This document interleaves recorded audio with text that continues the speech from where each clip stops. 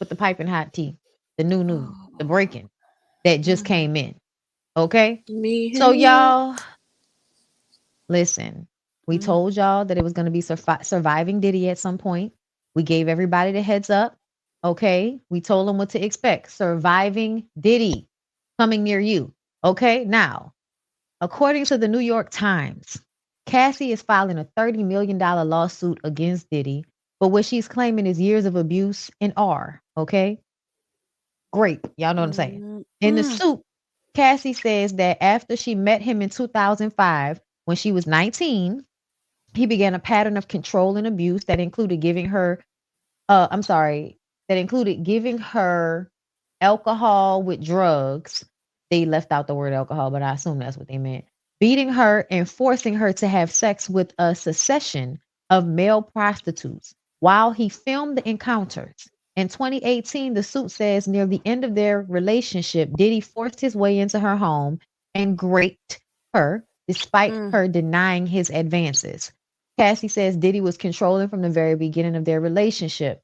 She says he would often give her drugs, including ecstasy and ketamine, which she believes led to her memory loss, which she unfortunately deals with today. She claims Diddy would beat her multiple times each year, but she was scared to report it to the police in fear that she would be abused more. In one incident in 2009, Diddy allegedly became enraged when he saw Cassie talking to another talent agent, then pushed her into a car and kicked her repeatedly in the face, making her bleed. The suit says that after seeing the violent repercussions, Miss Ventura felt that saying no to Mr. Combs would cost her something: her family, her friends, her career, or even her life. In another incident, Diddy grew so angry about her dating the rapper Kid Cudi that he said he would blow up the rapper's car. Around that time, the suit says Kid Cudi's car exploded in his driveway. She even claims he once hung someone off a 17th floor balcony. Somebody was watching the five heartbeats. Niggas a terrorist. The suit Mhm. also says he began coercing her to engage in a fantasy of his called voyeurism, in which she was directed to have sex with a succession of male prostitutes while Diddy watched, masturbated, took pictures, and shot video. They were called freak offs. He even allegedly punched her in the face, giving her a black eye during one of the freak offs. It was caught on camera, but Diddy allegedly paid for it to disappear. He denies all claims. I believe every word of it. I just want to say Mm, that. mm. Me too. I didn't know about the Kid Cudi thing. I didn't read that I didn't part. know either. And Yeah. Kid Cudi confirmed it. Oh A my Yeah. gosh. spokeswoman. Yep. This is all true. That's what they're saying. They are confirming his car blew up. I was going back to 2012 trying to see if I could find any articles or something about it to see if, there was any details. But I said, I'll get them some time. They're going to drop those court records too, or police reports, or phone calls of people saying a car just blew up in the neighborhood. So it's going to come out. But I hate to say it, but this is sad. I hate that she endured a lot. One of the questions that I hate the most that I'm seeing is why it Why took her so now? long. Oh my That's starting gosh. to get on my fucking nerves. Like, Me too. that is becoming very irritating. You do not, none of us will ever really, I ain't gonna say none of us, but a lot of us will never know what it's like to be under the thumb of a powerful, rich person like him and enduring everything that you're enduring. Like, come It on really now. didn't take that long, to be honest. She left him in 2019 or 2018. It's been what, 5 years?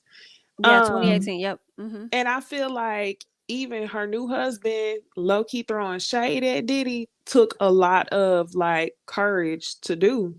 So I Mm-hmm. don't think that that's that long, especially being since she was with him since before me and you, 2005 is what you said. Right. But they always Hmm. go to the moment that you first experienced the abuse, just like they do Yeah. with Kiki. They going all the way back to that. And it's like, man, y'all don't know what it's like when somebody got your mind gone. And she was a And then now they kid. got your whole livelihood in their hands and shit like that. Like, nah. That girl, Y'all, and let's hear I from kind of Young believe Jock. it. Young Jock got a story for us. So this is an old clip, and everybody been pulling up all of the old clips. So this is an old clip of Jock. That man house and he saw that man wife who was like this. I was watching Puff. And nigga Puff was looking up there. He saw this white woman. It was bottles on bottles on bottles around her. It was lit. Puff jumped out. Me and Cassie sitting next to each other. My wife right here, Cassie right here. The nigga jumped off the bar, came over and said, yo, Cassie, tomorrow, I want you to shave the side of your head. And I was like, what the fuck kind of request is that? Like, so when I'm like, what the fuck? So when I look up there, this white woman's side of her head was shaved, my nigga. And the bitch looked good with it. So I was looking at Cassie. I was like, well, I was like, you're not about to do that, are you? She said, well, I mean, whatever Sean wants, I'm going to do. I was like, well, you make sure you send me a picture before you do that shit. So within like 2-3 days, she sent me a picture. I'm like, she done shaved her motherfucking head. I'm like, that shit look good. When that shit hit the internet, boom. She started a whole trend, man. A whole trend. And I watched it happen. She started a whole So I got so many moments and stories in time like this, bro. I could go on for. We sure you could, you creep. But really, like, to me, he not even hearing that story correctly. To me, the fact that she would just be willing to do that just because he asked shows the mind control that was already going on. Mm-hmm. You know what I'm saying? Like, and that's why I've always felt like I was nervous and scared for Carisha. I mean, if y'all have been paying attention, Carisha be letting y'all know when shit be going on. She'll post about something that sound depressing. You know what I'm saying? And then all of a sudden she'll delete it. And then it's like, oh, no, I'm good. I can't wait to get fucked. I miss my man. Like, and then there are other times when she's like, I just really, I want to be alone or I'm depressed. Like, she'll just say shit and then it'll kind of like hit and then it'll disappear. And then the next thing you know, she's on a shopping spree. So yeah, I feel like he's abusing any woman that he's with. It doesn't matter if she's a city girl. I don't know why y'all think city girls are different. They're not. They're actually the perfect ones to get into these abusive relationships. Because Pete, JT, and Uzi also give an abusive relationship. Absolutely. For sure. So yeah, it just kind of seems like, I don't know what people think the city girls are, but they're just girls who are posturing confidence when at the end of the day, they're just young women looking to be saved like everybody else. Can you pull up while Nisi talking, you'll pull up that other video from the YouTube that you dropped in the chat? From the YouTuber that I put in the chat? Oh, yeah, the lady. Yeah. Mm-hmm. I got it.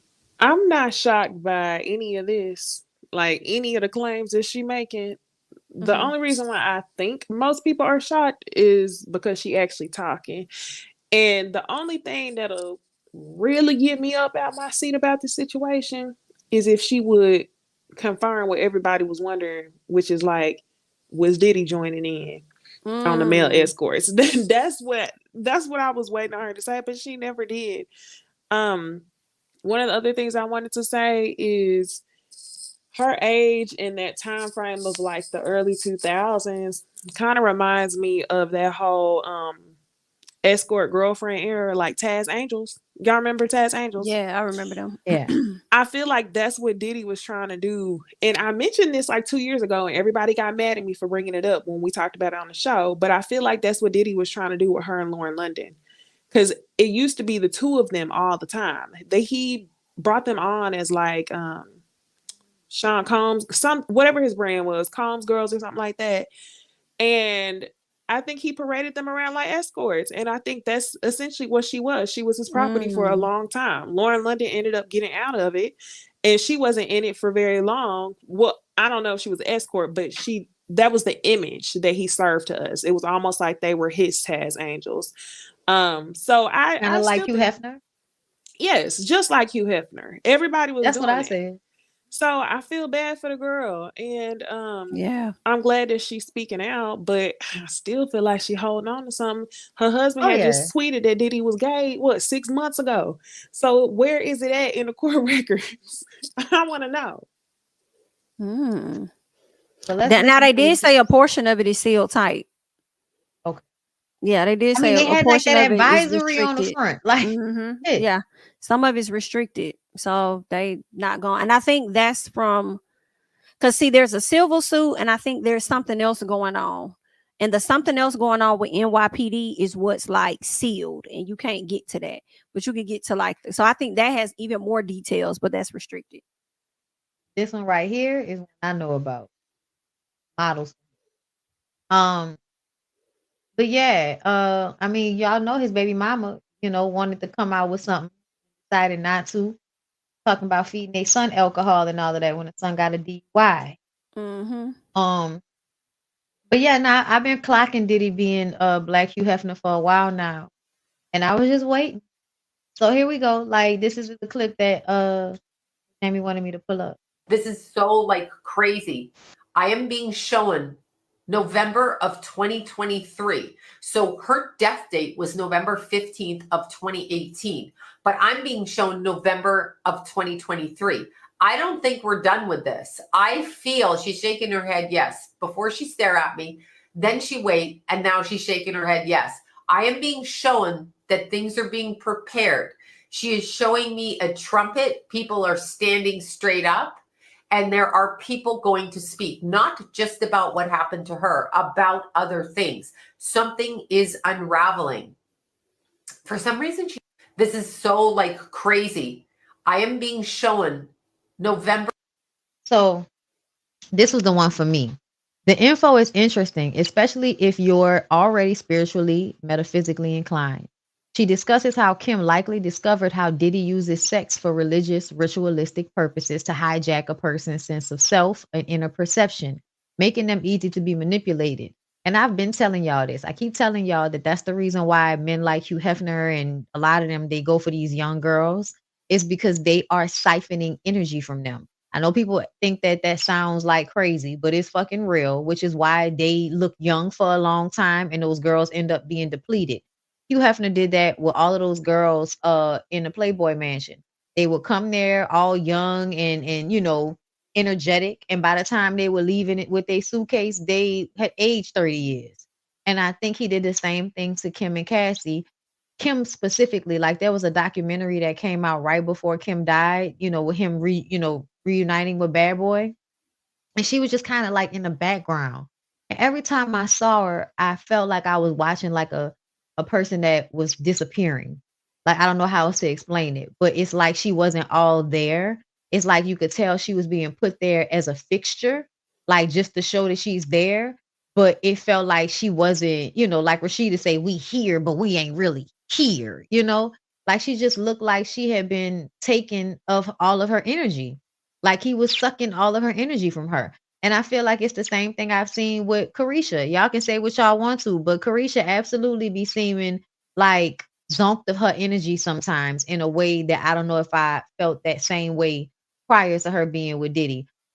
Also, it's not funny no more. Like the situation where I feel like whenever they bring it up around Saucy Santana, it's like, I'm not gonna talk about that. You talk about showman, like I'm not gonna talk about that. You know what I'm saying? Like he don't wanna say anything, but he don't like the nigga neither. Like, you know what I'm saying? Like nobody wants to say anything. They feel like they Mm-hmm. shouldn't. But I'm worried for her because I want him real bad. I'm gonna stick beside him. I think I won a prize type shit. You know what I'm saying? So y'all, I feel like I can't wait Mm-hmm. to see what else is gonna come out because y'all know this is just the tip of the iceberg. It always Cassie coming at is. him for $30 million Yeah, makes me feel protect like her. this is yes, protect her at all costs. And also it just kind of makes me feel like this is just gonna help other people come out and say whatever their experiences were with Diddy as well. That needs to happen because Mm-hmm. pull the mask off these motherfuckers. Enough is enough. Mm-hmm. Mm-hmm. And I definitely believe in the sexual sacrifice thing. I do. I feel, and I said this before, but okay. So there's a story about Andre Harrell, and I don't know if this is true, but there's a story that Andre Harrell was basically punking or forcing head from Christopher Williams, the singer. He was on at the party with Nene when she flipped out, and Candy was like, "I'll drag you in this motherfucker." The slumber party thing. Mm-hmm. Yeah. Christopher Williams was there. Okay, in case y'all need a reference point. I'm looking up their But names now. Mm-hmm. so basically, from what I understand, the idea is that you dominate men like that. Like, oh, you need me. So do what I'm telling you to do. And they're usually at a point that's so low that they'll do it, especially if nobody's watching to get out of whatever they need to get out of. But what they don't understand is once they acquiesce, the power that is given to the person that just did that to them. That's energetic. And the idea is if I can dominate people in sex, then I can dominate in business. I can dominate in my life. That's the idea. I'm dominating in sex, taking from people in sex, then I can do the same thing in business. And it works for a lot of people. And I think that that's the reason why Diddy has been successful for so long. A lot of people like him. And if they've insulated their shit to where they make it where it's a whole bunch of celebrities. Everybody's got something to lose. Everybody's got dirt on each other. So ultimately, nobody's going to say anything because they feel like they would be ruining their own shit if they told on him. I can see that. Did y'all watch this is a little bit of a reach. Did y'all watch The Fall of the House of Usher on Netflix? Yes, it was so good. I did not finish. Okay. It's kind of giving not the same exact vibe, but that should be happening in real life. The children gonna have to pay for the sins of the father. Baby. And people are willing to make deals in order for success, and they have to channel that somehow. But at the end of the day, every empire has to fall. It has to fall, child. That's because crazy. of what you are willing to do or what you're willing to trade for the success in whatever time you think you have it.